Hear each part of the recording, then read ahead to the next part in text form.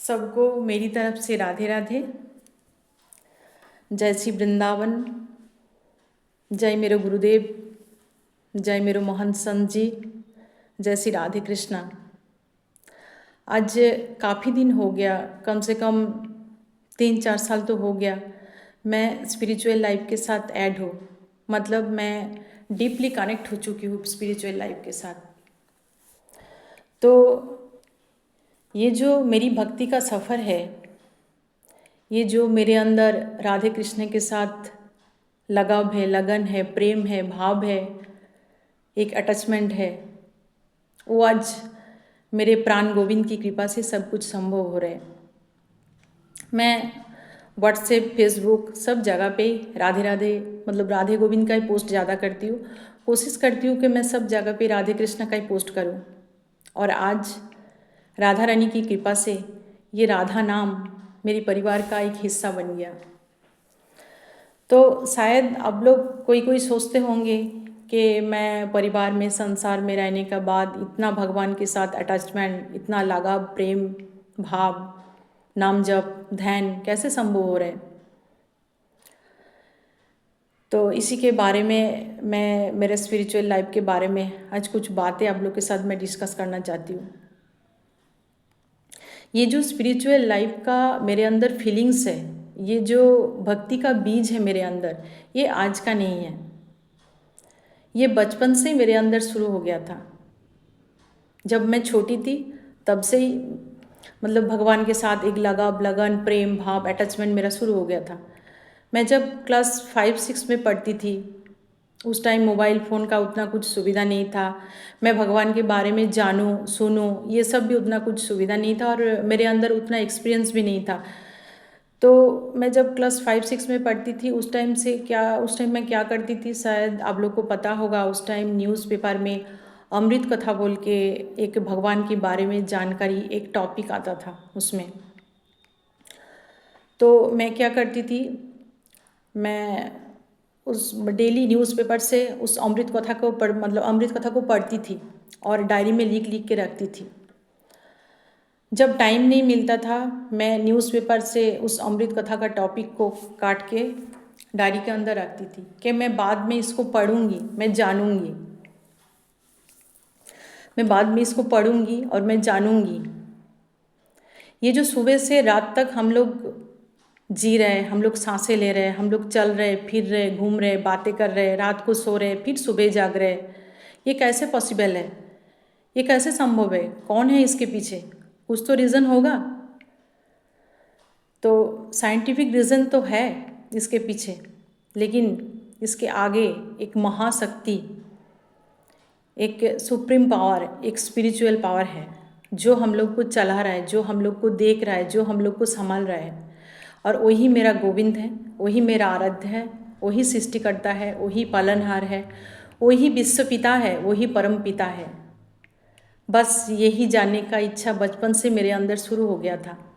और आज मेरी वृंदावन की मोहन संत जी की कृपा से, मेरी राधे गोविंद की कृपा से, आज वो जो बीज बचपन से मेरे अंदर था, आज वो एक फल की आकार ले लिया। तो बस बचपन से शुरू हो गया था मेरा, भगवान को मैं जानूंगी, परम पिता कौन है, कौन हम लोग को चला रहा है, कौन हम लोग को देख रहा है, यही बस जानने का इच्छा शुरू हो गया था।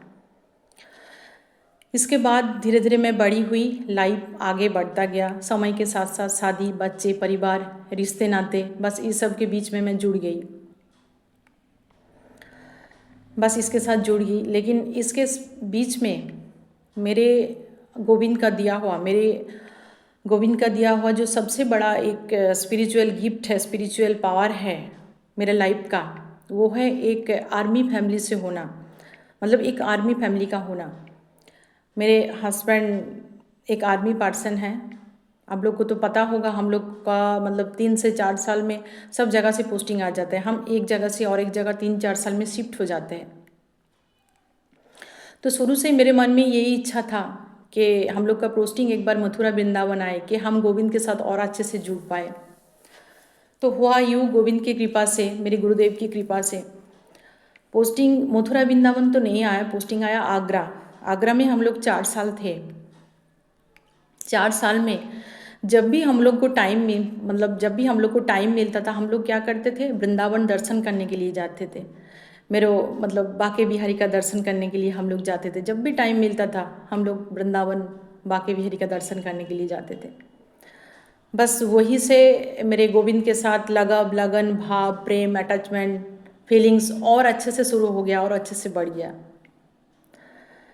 तो वृंदावन तो हम लोग सब दर्शन करने के लिए जाते हैं, लेकिन वृंदावन को कभी प्राकृतिक रूप से दर्शन नहीं करना है।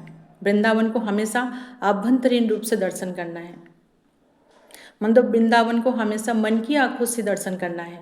जब हम मन की आंखों से वृंदावन को निहारते हैं ना, जब हम मन की आंखों से वृंदावन को निहारते हैं तो सर्वत्र ही मेरा मनमोहन का ही दर्शन होता है। सर्वत्र ही मेरा मनमोहन का ही दर्शन होता है। वृंदावन की वृक्ष को मरम न जाने कोई, डाल डाल पे पात पात पे श्री राधे राधे होई। वृंदावन के वृक्ष को मरम न जाने कोई, डाल डाल पे पात पात पे श्री राधे राधे होई। आज भी वृंदावन में राधा नाम हर डाल में, हर पत्ते में अंकित होता है।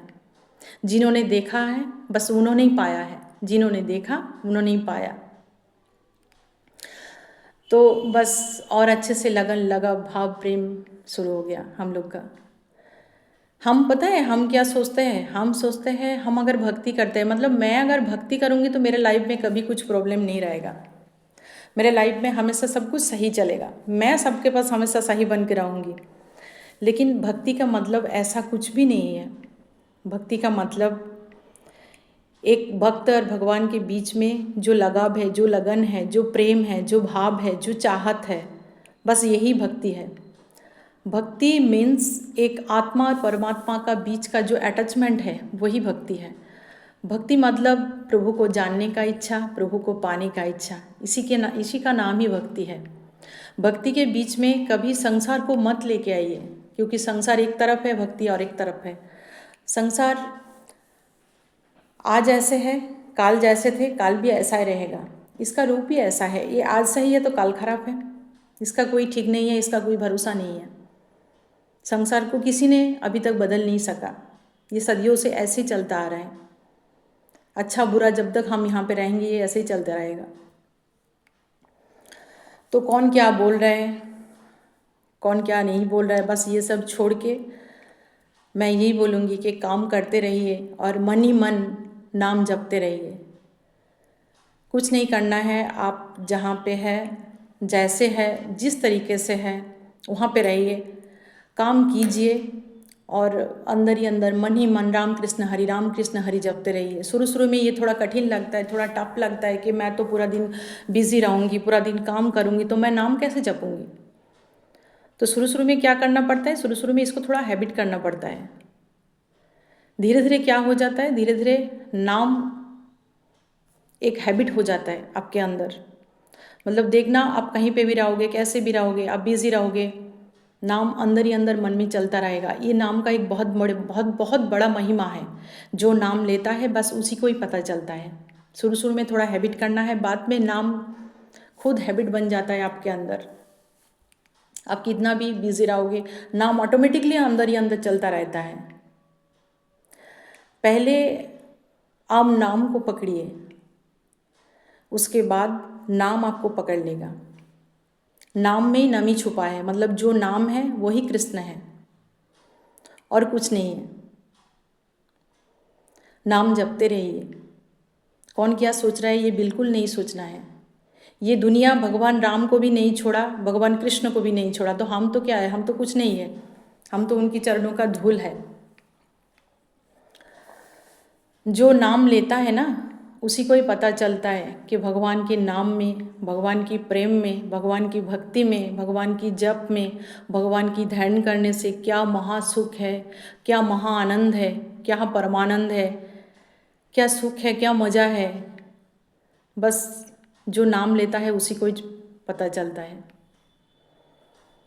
लास्ट में मैं यही बोलूँगी आप सबसे कि काम करते रहिए और नाम जपते रहिए। सोबत जागत रटो निरंतर राधा राधा नाम। सोबत जागत रटो निरंतर राधा राधा नाम। सोबत जागत रटूं निरंतर राधा राधा राधा। सोबत जागत रटूं निरंतर राधा राधा राधा। राधे राधे।